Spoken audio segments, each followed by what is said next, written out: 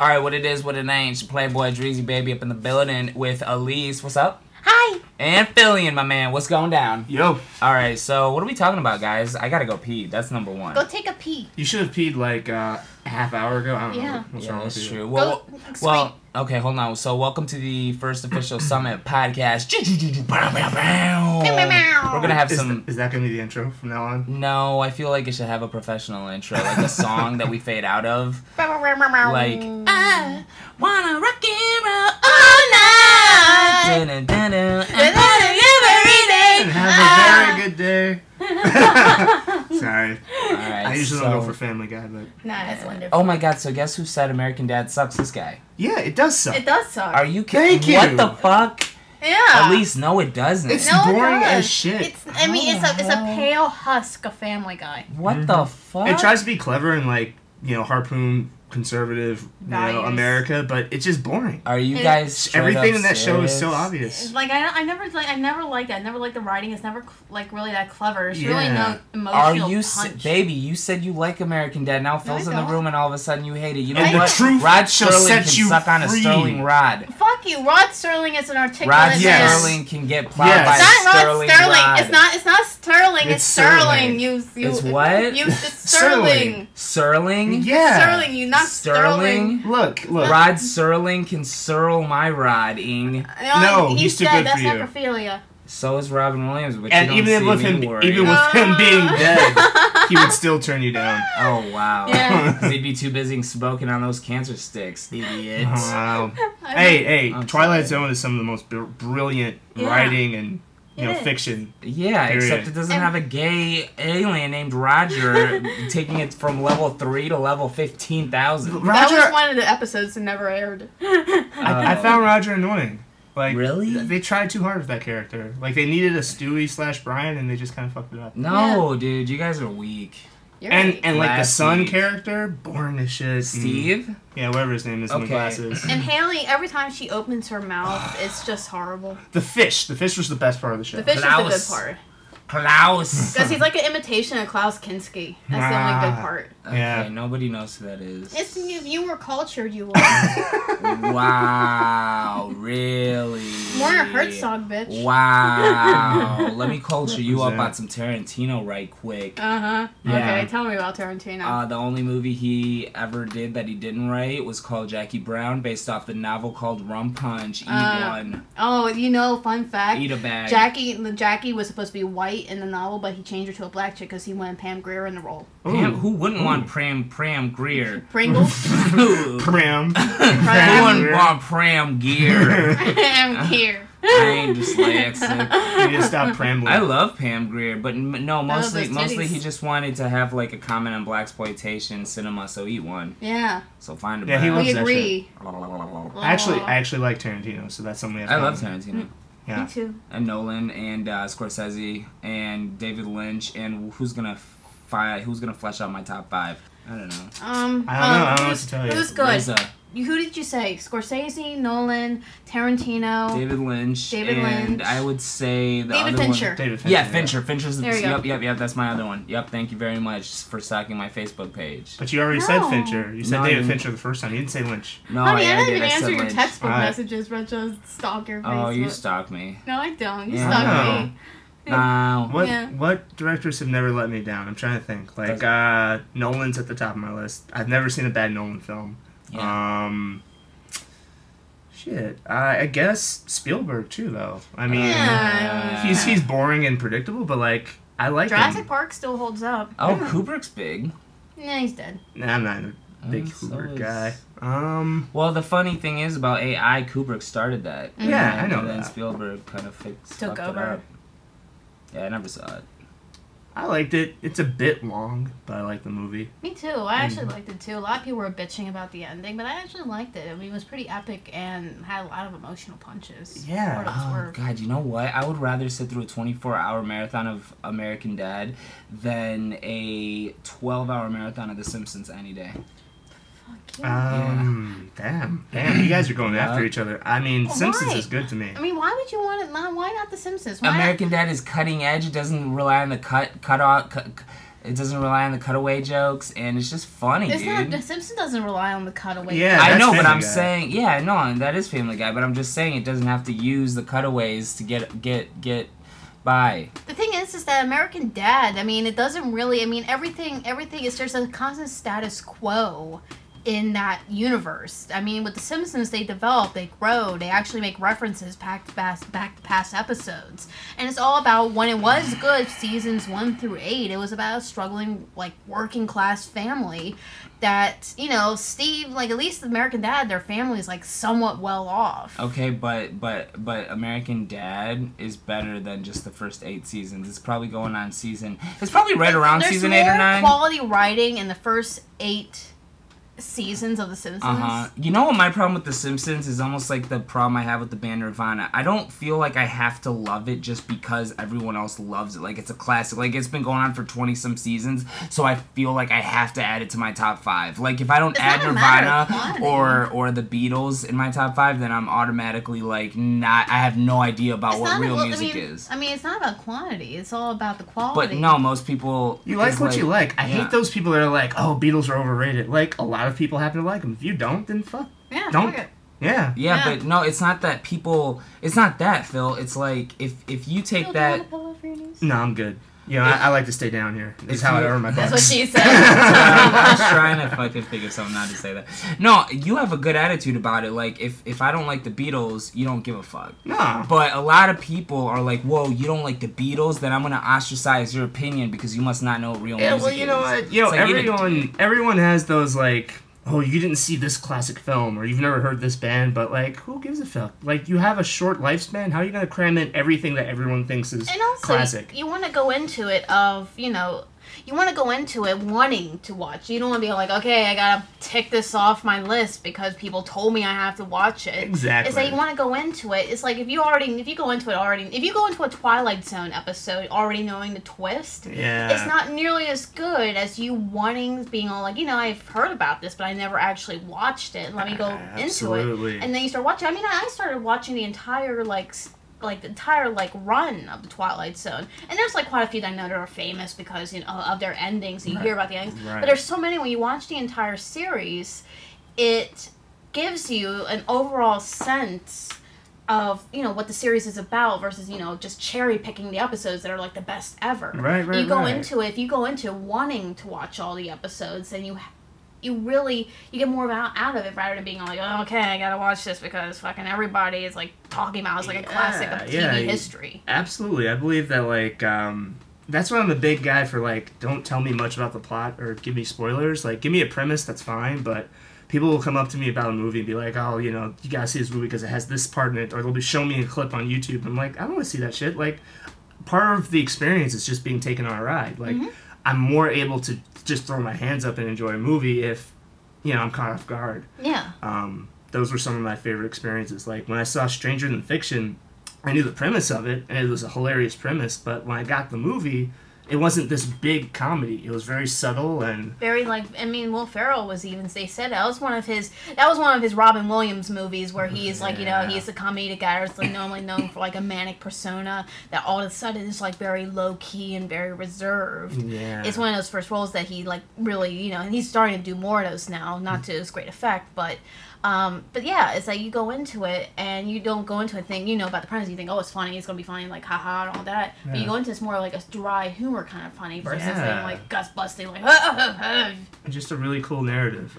So, you know, I prefer stuff like that. Like, even with music, you know, Dre will, you know, recommend the shit out of A$AP Rocky, and I was like, I don't even know who the fuck that is.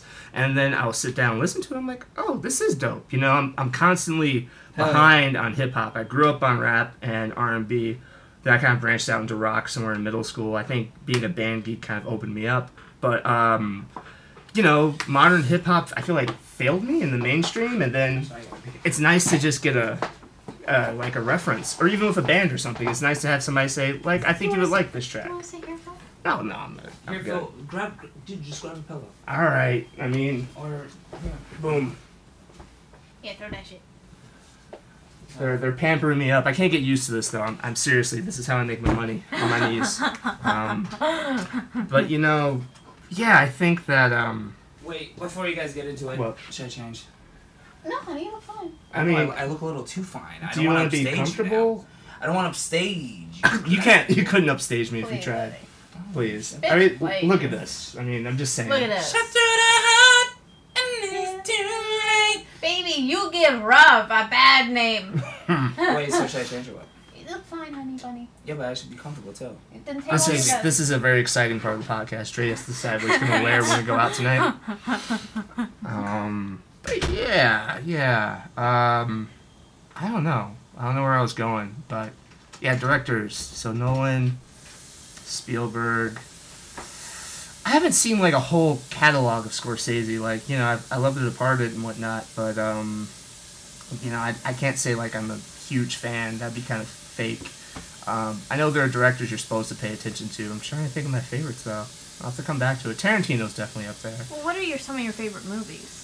Oh, Kevin Smith. Kevin Smith has never let me down. Even when he did Jersey Girl and people were bitching because it wasn't like his other movies, I was like, but it's still a sweet movie in its own right. It had its own feel. And also for its own like particular audience. I mean, a lot of people were bitching. A lot of people were bitching about it because it had J-Lo in it. But she's in there for like 5 seconds. You know, 5 minutes. You know, that's really sad. I mean, I think people really got on Ben Affleck's career. I mean, they've always kind of been on his case because he and Matt Damon are friends, and they've always been comparing the two. But I think he's a great actor, and he turned out to be a great director. So I know people were kicking up like a bitch fit when they announced he's Batman. I was always like, no, he'll do good.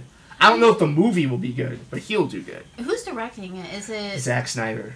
That's somebody I'm not a fan of at all. Yeah, not at all. He's Man of Steel. Yeah, I saw Man of Steel. I just saw it recently at my mom's, and it was pretty sweet, dude.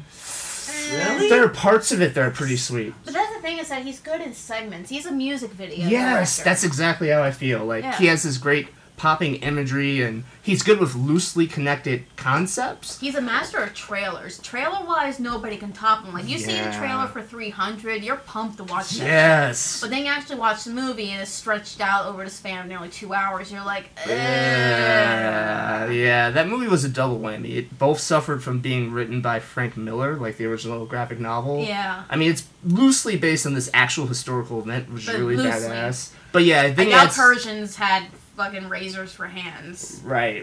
Yeah, that was ridiculous.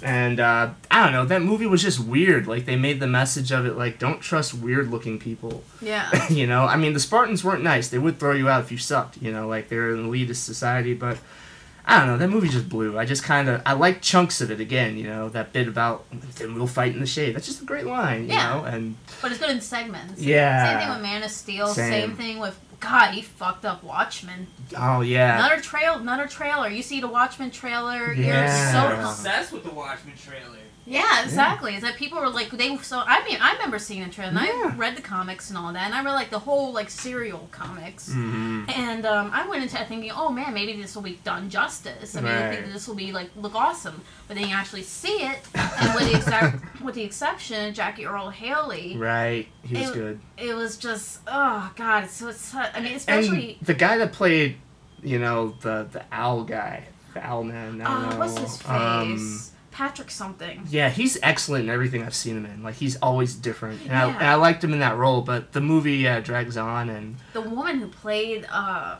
Silk Spectre, Jesus. John, don't tell me this bullshit. Worst line reading ever. Oh, man. Yeah, that movie, again, was good in segments. And then Sucker Punch was visually beautiful, but he tried to go somewhere deep that it just wasn't there. Like, you know, like, it was a bullshit story. Like, a concept, it's great. That would make a good music video. That would have made it an even better video game, I think. Like, if Zack Snyder teams with, like, a video game company, like, if he has Rocksteady make a story of his, I think it would be the shit. Yeah. You know, or Quantic Dream or something like that. And, like, he's good at, like, making characters, like you said, like, very, like, visual, like, you know, it's very visually memorable. Right. But it's, like... But I walked out of Man of Steel, and right now, I couldn't really tell you what the full plot is. It's just like, I saw it. Or what the characters, My biggest complaint about Man of Steel is that the title character is the one I end up getting to know the least. Yeah. Like, I don't know what their version of Superman / Clark / Kal-El really is as a person, because he's so quiet most of the movie, and they kind of show you flashbacks of what happened to him plot-wise, but you don't really get to know him, like what his character's like, like what he thinks, what he believes in, who he is. There's shoehorned so much other stuff in the movie that he kind of takes a back seat. Like, people compare it to Batman Begins just because Nolan and Goyer came up with the concept for Man of Steel. Obviously, Nolan did not direct it, which made it very different. But if you're going to compare the two, like, in Begins, you're on the journey with Bruce Wayne. Yeah. And you develop his character along the way. Like, you know who he is from the start, and you get to see how he changes. Like, Man of Steel, like, he's just kind of a blank canvas. And that's a shame, because Henry Cavill does a great job. Of, what he's given. Yeah. The casting was brilliant in that movie, Man of Steel. Like, all the cast was great. If the script had been better, it would have been on par with. He would have been like, Zack Snyder would have been like hailed as the next Christopher Nolan. Right. And, you know, there are bits of it I like. Like, some things that people bitch about, I don't like. I love the look of Krypton. After years, like decades of seeing a fucking ice planet, which Krypton in the comic books is not an ice planet, it was nice to see, like, you know, an actual ecosystem and you know, civilization, and they weren't as cold. Like, thematically, that worked in Superman 1 and 2. Richard Donner kind of went with this idea that it's a cold planet both emotionally and physically, and that worked. It was cool. They were kind of Vulcans for that series, but I've seen it. And, like, I love Superman as a character in his universe, so I wanted to see somebody different, and so Zach gave me that. Again, the High Council kind of had that headdress weird look from the Persians. That sort of alien-esque look. Yeah, they had that look from, like, 300, like the Persians. They kind of looked way too decked out. But other than that, I loved it. I like the fact that their version... That's an excellent Jor-El movie. Like, every scene Jor-El is in, you know, Russell Crowe just kills it, and I want to see more of that character, even when his consciousness comes back. I love that segment, because it's almost like a video game. He pops open doors for Lois, tells her where to shoot. So there's a lot of things I liked. Zod had a better motivation than Zod has ever had. Michael Shannon makes anything good, though. Yeah, that's true. But I like that plot-wise it was built right in. Like, you know, instead of just being a guy that, like, you know, turned on his friend Jor-El and wanted revenge and takes it out on Clark, like, he's a guy that's literally programmed to, you know, this is a spoiler cast, I guess, if you haven't seen this, I'm sorry, but he's literally programmed to essentially protect his race, you know, the legacy of the Kryptonian race at all costs. So he makes these horrific, you know, choices, but you get it, like, and there's a humanness to him. I mean, there are some plot holes, like, why does he have to fuck up, like, Earth when they've colonized other planets? It would be better to just get the Codex and leave than try to turn Earth into something it wasn't.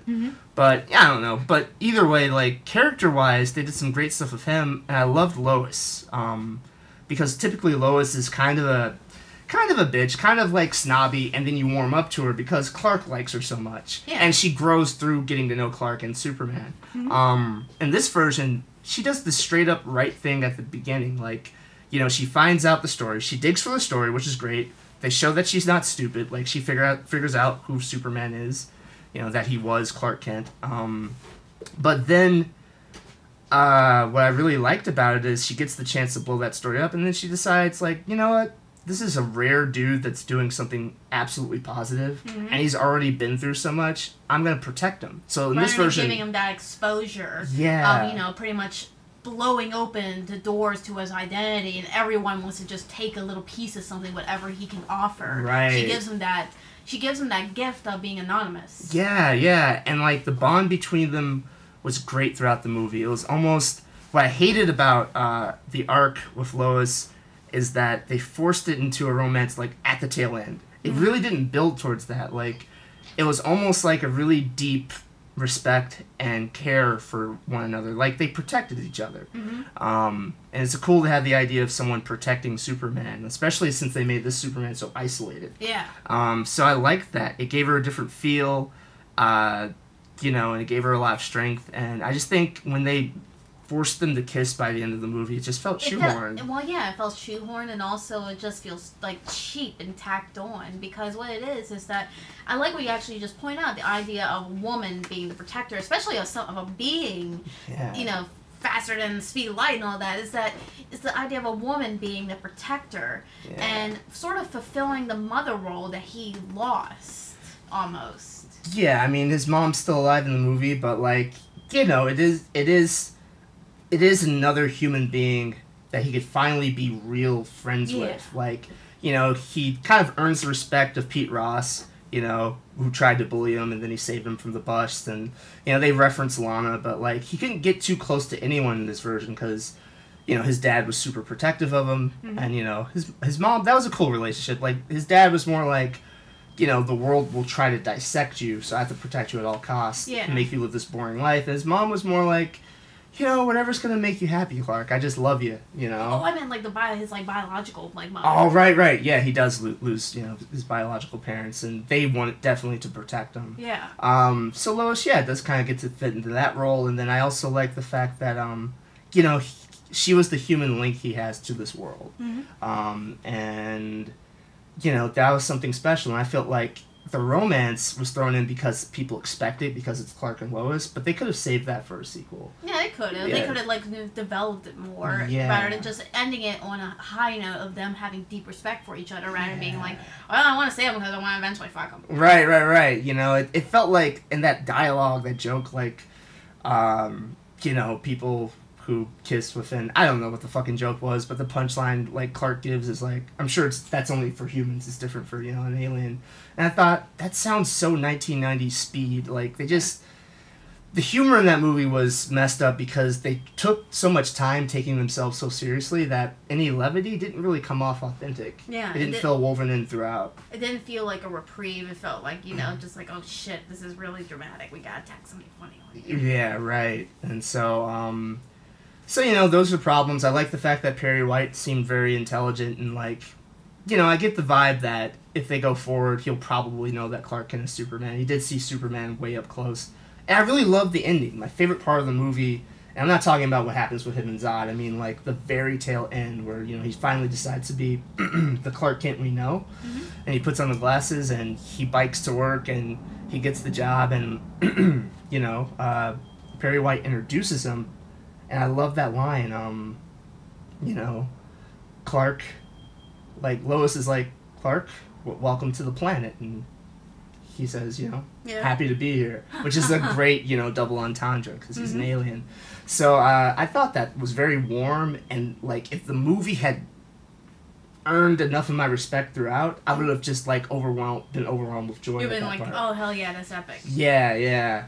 My biggest problem with the fight, and I didn't mind the wanton violence. A lot of people are like, Superman killed those people. I don't think he really did. They showed a lot of people evacuating and shit.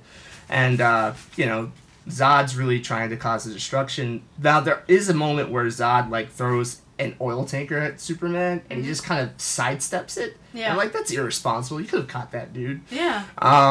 But other than that, what I really hated about the Zod fight, because it's a pretty badass fight. It's very Dragon Ball Z-like. What I hated about it is, you know, when you get to the end of it and he kills Zod, and I've seen Zod die before, people forget, like, in Superman 2, he just throws him off an icy cliff after he's already taken his powers away. Like, that's even crueler. It's like, Superman, you won. Move. Yeah, like, they could be arrested.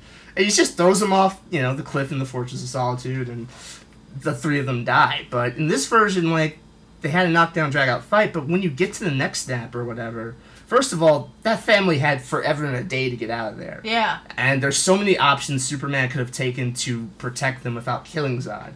But even so, even if they wanted to get me to buy the idea that, you know, because Zod made it clear he wasn't going to stop. He was going to kill people. And when you think about it logically, they've already imprisoned him on Krypton.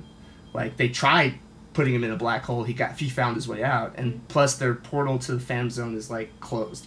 So, I can buy the idea that Superman has to kill him if they had shown me, like, desperation. Like, in the Death of Superman comic book, when Doomsday and him are going to town, like, you see he's clearly losing the fight. He's got gashes, and he's bleeding, and, like, the idea is that, oh my god, this thing is going to kill him, and you get that in the crowd reaction from Lois and Jimmy and everyone around there, and you can see it on Superman's face. He's fatigued, he's getting beaten, and the thought process is, okay, if he kills me, then everyone else is fucked. Yeah. So, like, I have to do the unthinkable. And, like, then, you know, that earns my respect. I've seen Superman kill in comic books before, so... But not, like not on a whim. It's a hard one. It's sort of like a Batman sort of thing. Yeah. And whereas, like, he doesn't want to kill... I mean, he doesn't want to kill, ultimately, but if he's forced to, for the greater good, he's going to have to do it. Right. But it's going to tax it's going to tax everything that he's for. It taxes his values. And then that would have also made a better payoff, because then I would have understand, like, okay, that's a price he paid. Like, he was about to die and he kills this dude for the greater good, but then you would have earned his, like, breakdown there, and you would have earned a better ending, I guess. So that movie I like in pieces. There are segments I like, but yeah, Zack Snyder kind of does that, which is why I always walk out of every movie kind of, what did I just see? Did I like that? I don't think I liked it. I don't know how I feel about that. I mean, there were parts that were good, but all the other parts between those parts that I liked were sort of, like, not memorable at all. Right. No, I totally agree. I feel like I've dominated this conversation. No, I like it. I like it. I mean, honestly, it's so interesting between, like, for example, the kind of directors that you and Dre like. A lot of my directors, when I come to think it, I really don't classify my directors based on. I really don't think of, when I think of, like, my favorite directors, I really can't think of any, because a lot of the movies that I like, they're just so, they're weird. Like, for example, have you seen Marcy May, Marlena? No. Oh, shit. I'm more about those movies that are so reserved and so ambiguous that you literally walk out of the theater. You're pissed off because you're just like, you're not even angry at the movie. You're just like, what the fuck did I just watch? Like, for example, we went to go see Under the Skin. You ever heard of David Glazer? No. He's this British director. He first made these series of wonderful Guinness beer commercials. They were just so surreal. They're sort of like the equivalent of, like, showing a woman's titty, and then it zooms out and it's an entire naked woman, and then you zoom out further and she's, like, fingering herself, and then all of a sudden across the screen, like above her it says, drink Coke. That's how much his, like, commercials relate to the actual product at hand. But they're wonderful, and they're so surreal, and they're just so bizarre, and a lot of his films come across that. We went to go see Under the Skin. It's literally about Scarlett Johansson being an alien, luring men into her black void. And what it is based on this book that's also the same name, Under the Skin, but it's more of a straightforward plot in where she's this alien. It's a really wonderful book. It's Sucks. Fuck you. No, it's a really wonderful book. It's basically talking about how, for example, like, farming, and, like, really closed-in farming, and how we treat animals in, like, modern-day farming conditions, and how much uproar there would be if a human being were to go through the same circumstances that all these chickens and all these cows and all these pigs have to go through. Right. It's the idea of farming humans for their succulent meat for a supposedly superior race. That's kind of funny. And she comes from, like, this race of people. They look in, like, their real alien form they look like dogs, basically. They're like dogs. But she gets, like, her, like lower, like, she has, like, they have, like, 6 legs. She gets, like, those, like, 2 legs get chopped off. 2 of the legs get turned into arms. The other 2 legs get turned into legs. And they give her, like, this long wig that covers up most of her face. And they, like, completely hack and hew into her body. Like, naturally, like, as a female, like, sort of looking dog in, like, in her alien form, they hack off her tits. They hack off, like, 4 of her tits and leave, like, 2 of her tits. Ooh. And they're huge because they're, like, these huge teats. And they, like, hack and hew her into, like, this form that's supposedly, like, the female ideal. Like, long hair, tiny nose, big eyes, huge tits, Gotcha. Nice-looking ass. But, like, you look at it objectively, it's a horrifying, like, plastic surgery nightmare. Right. But that's the book. They made a movie, and in the movie she looks normal. She looks like Scarlett Johansson. Gotcha. But it's so wonderful because it's not really that gory. There's one scene where she lures this guy into her void, and she takes him to this house, this entirely black floor, and she's walking on it. She's taking her clothes off, and they're following after her, taking her clothes off. But then you, like, watch it again, and you start thinking about it, and you're, like, amazed by how symbolic and how not in your face it is. It's not it's not an anvil or a hammer, like, knocking you about the head going, do you get it? Right. Do you? And, It was pretentious as fuck, is what she's trying to say. Fuck you. You're pretentious as fuck, so I don't know what you're talking about. No way, man. I'm rocking my Ted Mosby look tonight. Let's roll, though. Uh-huh. Alright, well, how do you want to end this podcast? Shit, man. Yeah, that's the caliber of this podcast, and thank you for listening. Nah, man, you know we're gonna be back with some more scoops well, right after this. I am Ira Glass, and this is NPR. No, dude, you know what? We're gonna get these two wasted, and then I'm gonna be the, designated voice of the next one. We're gonna get passed out with our asses out. Yes, we're gonna rock out with our cocks out. Oh, those sugar temples will fuck you up. Yeah, they will. Scientifically proven. That sugar's gonna go right to my thighs. Well, this is Philosophy signing off, and I'm with Elise and Drazy coming at you. Dre. All right, we gonna be back. Peace. Bye. Peace.